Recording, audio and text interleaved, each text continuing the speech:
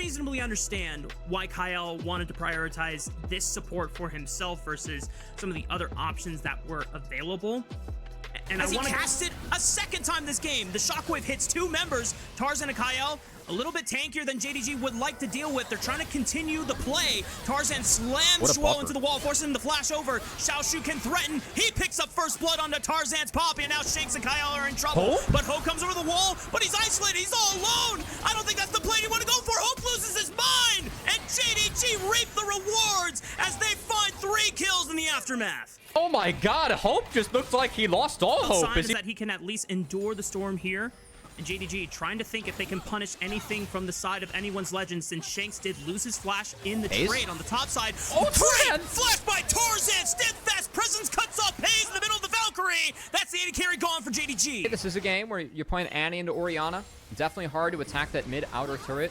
I would really like to see that Rift Herald used to try and break down that outer turret. In fact, if Tarzan drops it on this wave, they would still catch JDG with 2 bots still on the dragon. So I think an insta drop was just from Tarzan. He gets some time, but because they push it in the mid lane, no one is answering Shanks on the top side. That's first break going over in favor of anyone's legend. Xiaoshu putting some damage on the Flandra. Another Grand Starfall just to put the Scion into the dirt. They eventually and finally take Flandra off the Rift for the first time this game. But is it worth the cost that they're getting on the top side of the map?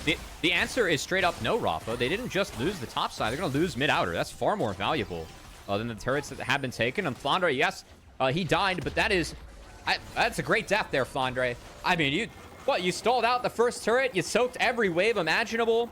Who cares if you go down if they're throwing Pantheon ults at you again? He got another Grand Starfall. I kind of outrange or interact with Yunara if I'm positioning well, so if I don't die to that, I should be okay throughout the fight if my spells are up. That though, they're swatted over sneaky ward. This ward. They're trying to sneak this Otacon, but because of that ward, anyone's legend is gonna know.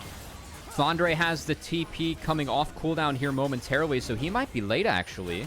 Okay, yeah, he just casted it now as it's up, and now Tarzan, Keeper's Verdict time. What can he, who can he punt away? This is a terrible position for JDG, because now Tarzan just gets a freely threatened Keeper's Verdict. Nice disintegrate by Shanks, leads the stun, setback presence, cuts off Xiaoshu, and the man that JDG invested so much into the early game is the first one to drop. Zhuo forced to flash away. Oh, the scout shockwave is desynced as Zhuo had already ran away from the fight. They don't have an Orianna ultimate, they don't have a Magnet Storm, they are out of options, and anyone's legend completely run JDG out of the Otacon pit. That is a triple kill for Hope, the singular most important carry for AL in a grim fight for JDG, one that we were looking at, Rafa. Staring at the conditions, like, they're not the stronger team right now.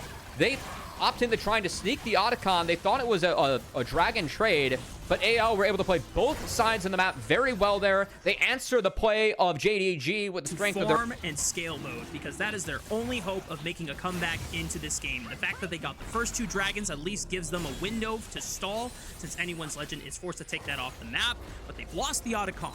They've lost 2 pros. And ask one of those mid laners that are 50 times smarter than me what they'd actually do in this situation, as it's probably not the build the Scout went for, but we'll dive in and see a Scout. That's the flash out, and I think that man's still dead. I'm not going to even cast that one because I already knew the end result. The flash was wasted as Scout doesn't even clear enough distance to get out of anyone's legend's hands. Are you saying, Rafa, that was a pity play-by-play call I just got? Yes.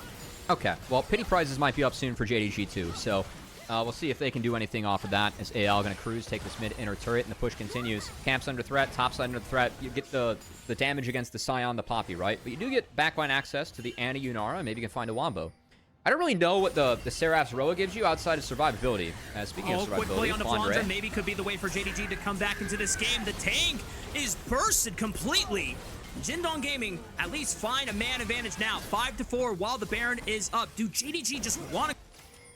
You got to decide what you want to do here, JDG. You going to walk out? If you don't walk out fast enough, you could get Flandre. 13 seconds away. He has TP. Speaking of TPs, Xiaoshu is looking for the cutoff point. Hope is isolated. He's only got Kyle as a way to try and disengage. Hope has to use the Conmay steps to find his way out, but the public execution snacks him. Tarzan buys some time with the step out presents.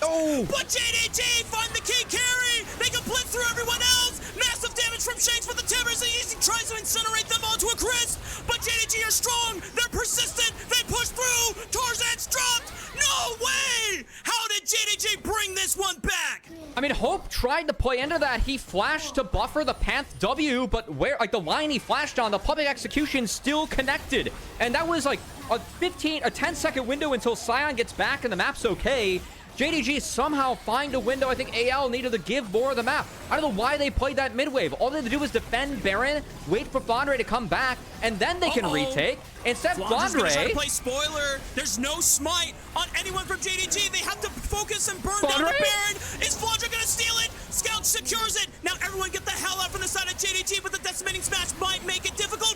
He goes back in. Pays flashes in to trade. Looks for Kyle next. He knows that there's no damage dealers coming up anytime soon. Pays steps up and adds 2 more kills to his record. JDG are able to, for anyone's legend, and JDG get the window they were looking for to now find a small advantage, and they can put themselves on to Soul Point after securing this dragon.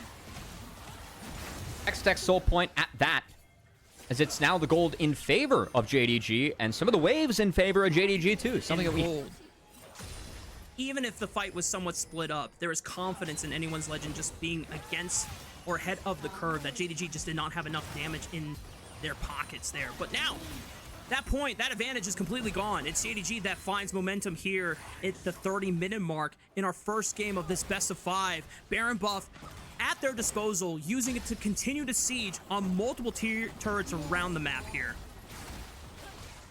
Gonna have to be off of Tarzan and Kyle, who is syncing up and being that jungle support duo that we know they can be from what they put up in Split 2 and what they did internationally. I think that in order to get back in this game, they're gonna need that again. Juo gets tagged by Hope and Kyle, and good night, Juo. Public execution from Xiaoshu. That's worth, though. I think that now you have a power play if you're AL, because that's such an important tool for reaching Hope. On the backside is Shanks whiffs. He missed the stun. The flash gets nothing, and he's taken out of the fight. And now Hope has to play defensively over the wall. Big Orc of Ruin over. Juo is dropped. The Gia is going to get burned by Shun as he goes in for the flash stun, but Steadfast Preston stops him in his tracks. And now Tarzan is on the forefront trying to pursue Xiaoshu and push him away from the fight. Pays and Scout trying to step up and see if they can follow up, but anyone's legend only dropped 1 in exchange for 2.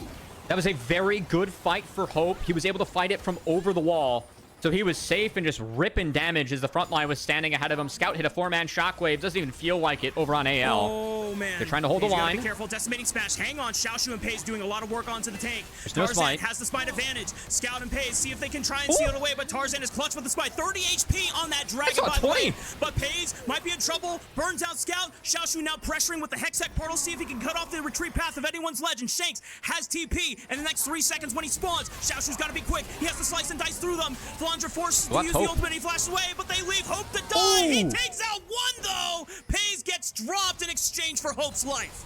That's critical that they took down Pays. It takes away the push from JDG, as now the solo laners missed the ultimates. And JDG, they could have gotten into you. So can they find Hope, who has flash back up? And that's the condition you're waiting to really fight on, as they found Xiaoshu. Scanner from Flandre is so good. Keeper's verdict punts away 1. He looks for Scout, forces him to go into the Seeker's stasis. Shun onto the front line, flashes onto Hope. The shockwave puts 3, but you said it before, Matt, there's no damage into the Scout Orianna build, but they're holding the line strong as Flandre's forced to flash away. Shun comes up for the GA just to die a second time, and the Baron is up for the taking. Anyone's legend will not be contested on the objective as Tarzan is clean with the smite. Anyone's legend withstand the storm. Public execution used to try and pressure Hope. So he only ate the damage from the Pantheon and the Orianna. That wasn't enough. Tarzan cleared Pays, Shanks cleared out Xiaoshu, and now AL clears out the Soul, so they get their own Soul Point for themselves, and AL get control back in this game. It got very shaky in that mid-game when JDG found that very creative collapse onto Hope, and they had momentum for the first time around that 33-minute mark here. But anyone's legend take a step back, they breathe in, and they're able to finally regain control over the course of the next 10 minutes of this game. On that side. So I think them winning the blue side game very important, but I just think the most important thing in this game, it's all about Hope's flash. If Hope has flash up, AL can fight. Doesn't have flash, and there's no GA. Oh, that's so bad. Good night, Pantheon. That's very bad. Legend now 5-4 for the next 58 seconds. That should be top inner turret falling, and probably the first inhibitor as well, as Shun just too far up on the map. Couldn't really justify that one for myself there, Rafa. Good pick by Kyle, as he connected everything onto the Pantheon. Again, Pantheon, when he's down flash, Leona has really good interactions in the Pantheon between the Q 5-second stun and the outrange on the R. Kyle's taking full advantage of it there. As AL opening up an inhibitor and looking to crack open the game. Redemption comes in. Keeper's verdict for the wind-up punts away one. Buys some time for anyone's legend to pressure the Nexus turrets. Scout waiting for the moment to pop the shockwave. Tarzan goes in with the crash. Jewel opens up with the Magnetstorm. Xiaoshu trying to dance into the backline. Shockwave only onto Tarzan. And that's it, folks. Anyone's legend endure everything that JDG threw their way. And they come out triumphant here in game one. Big game from Hope. He made one oopsie early on, jumping into a 1v4, but the rest of the game, Hope was clean as they all come together to take game one.